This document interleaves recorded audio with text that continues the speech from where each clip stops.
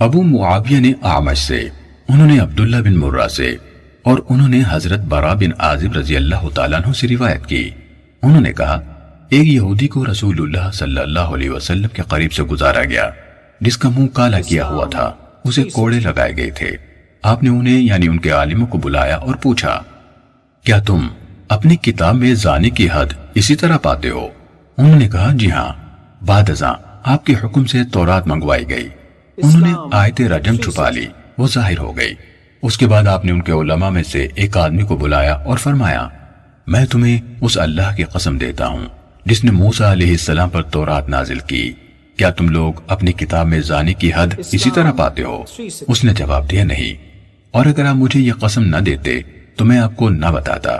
یعنی ہم کتاب میں رجم کی سزا لکھی ہوئے پاتے ہیں، لیکن ہمارے اشراف میں زنا بہت بڑھ گیا، اس وجہ سے ہم جب کسی معزز کو پکڑتے تھے تو اسے چھوڑ دیتے تھے، اور جب کسی کمزور کو پکڑتے تو اس پر حد نافذ کر دیتے تھے۔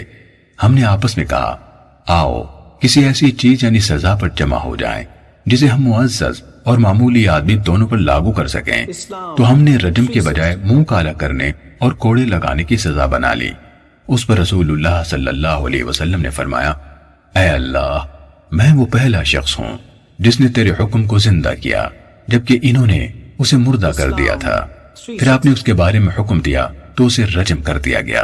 اس پر اللہ عز و جل نے یہ آیت نازل فرمائی، اے رسول، آپ ان لوگوں کے پیچھے نہ کڑیے جو تیزی سے کفر میں داخل ہوتے ہیں اس فرمان تک، اگر تمہیں یہی حکم دیا جائے تو قبول کر لینا۔